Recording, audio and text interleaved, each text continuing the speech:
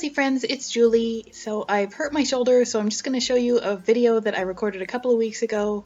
At that time, I was having a bit of a flare-up because I had gotten into some chocolate-covered cherries, and that was not good for my skin. But it did give me the opportunity to record a makeup application, so I thought that I would share that with you now. I started off with some e.l.f. green tone adjusting primer. And I just used a little bit. It looks really, really green when you put it on your hand like that and when you just sort of dab it on your face. But when it all comes down to it, when you spread it around, it's not green at all. I don't know if it actually works to hide any of the redness. I didn't notice any difference, but I also didn't notice any irritation, so I guess that's fine. Next, I used the e.l.f. Under Eye Concealer and Highlighter, and I used only the concealer side first, and I did that to basically help to cover up the bags that I had under my eyes and to use it as a kind of base underneath my makeup.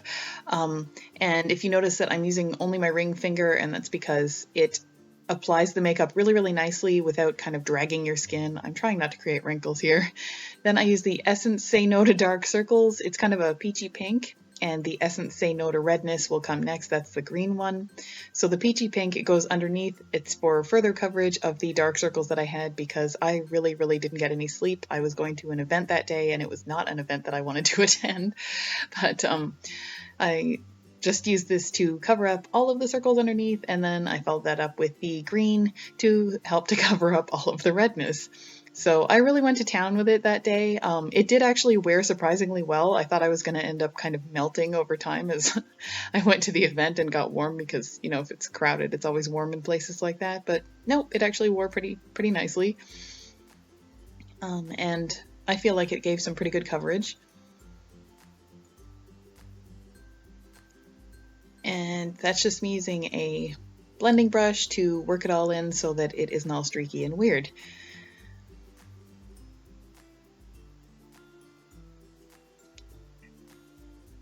I try not to use blending brushes too much because they tend to irritate my skin, but I think on that day I just didn't really care because my skin was already so irritated. I just thought, well, I'll just use my most comfortable method to apply the makeup and spread it around and deal with the aftermath anyway because I already had so much redness going on and irritation.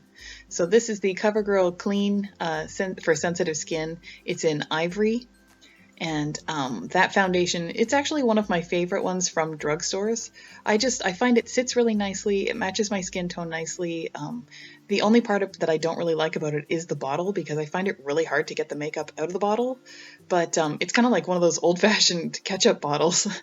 I just find that I can't really get it out very well. But yeah, but I do find that it sits really nicely on my skin and it wears really, really well. So that would be me continuing to fight with the bottle like I was talking about. If anybody has a really good technique for that, I hope you'll share that in the comments because I end up wasting a lot of product because I just can't get it out when it's a glass bottle like that. But yeah, so I'm just applying that to my face and down my chin and onto my neck a little bit so that it'll all match. And I always find it funny at this point in makeup application because I always look so... I think everybody looks like that when they're applying foundation. It looks so ghosty and there's absolutely no contrast or anything. There's nothing going on with the face that brings any life out.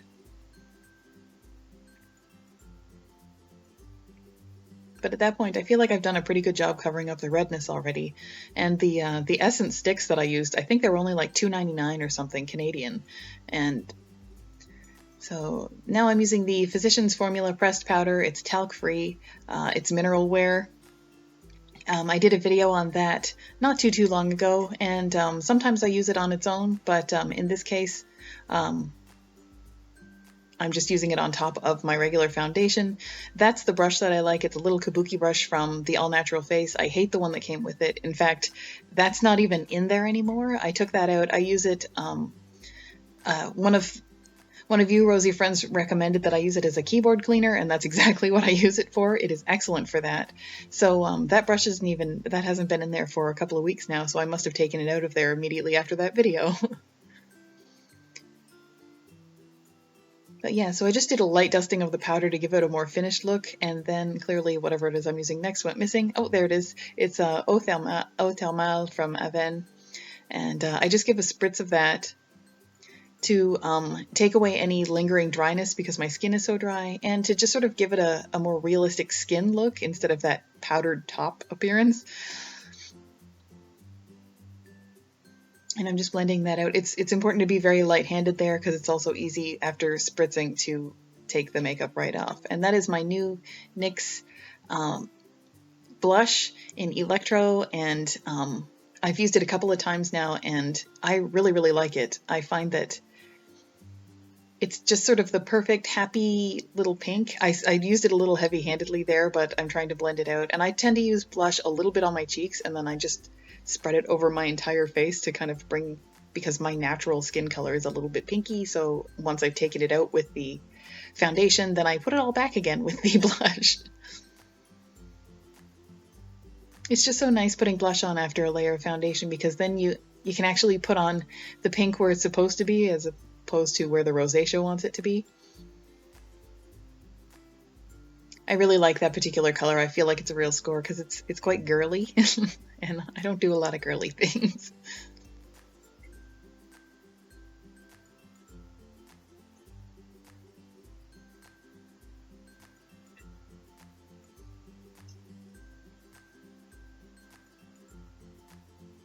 Next, because I had such a terrible sleep and my eyes were all red and everything, I'm doing my waterline with just a white eye pencil, just to kind of take away that kind of red wateriness look that that eyes can get when you're super tired. So I'm just trying to just reduce that a little bit by adding the white. I don't do that every time I wear makeup, but just in situations where I feel like I look especially bad before putting makeup on.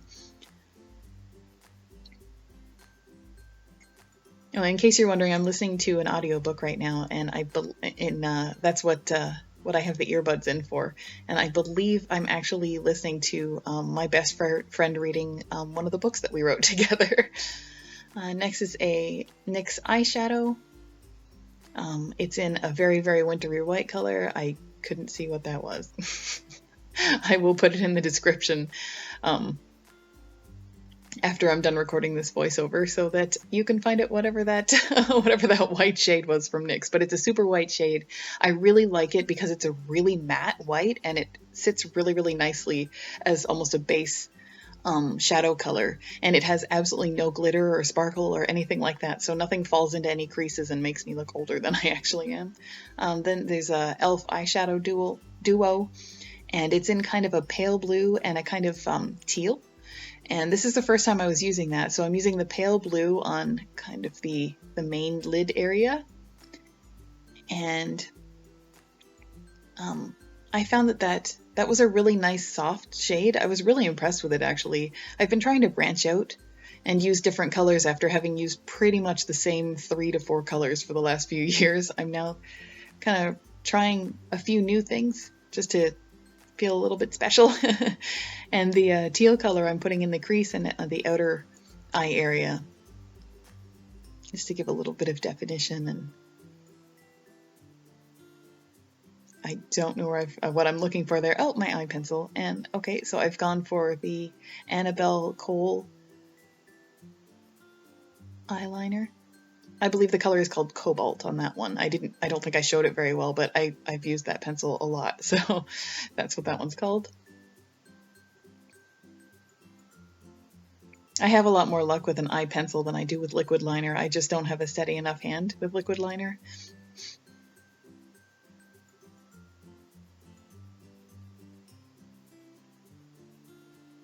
So I decided to go with the blue to sort of play down the green a little bit. As much as I really, really love green, probably because I have green eyes, but also because it offsets the any redness in my face. I felt as though I was kind of shaking things up a little bit by going with the blue here, because I've done an awful lot of green over the last little while. I think since the Christmas season, when I really got into greens. After getting I can't remember what it was called. It was a physician's formula. It was something like eye sticks. Yeah, that's what it's called. And there was an emerald green eye pencil, and I absolutely loved it. ever since then, I have been doing a lot of green, so I thought I would go a little bit more blue. That's the Organic Wear Physicians Formula Mascara, which I absolutely love. It is my favorite right now in terms of mascaras. It is just a simple black mascara. It does not irritate my eyes, which is fantastic because a lot of mascaras, nearly all mascaras irritate my eyes. But yeah, so I find the brush makes it really, really easy to put on. It doesn't have really long, the little spiky things aren't super long, so it's just really easy to use. There's never any clumping or anything. It is basically the perfect mascara for me. That is Burt's Bees lip gloss. I love it a lot. It's just sort of a cherry pink color, but it's really subtle. And because I've gone a little bit more dramatic, that's dramatic for me, by the way, on the eyes, I thought I would do a kind of softer pink on the lips just to kind of play with the color of the cheeks and just make that a little bit more defined for my lips.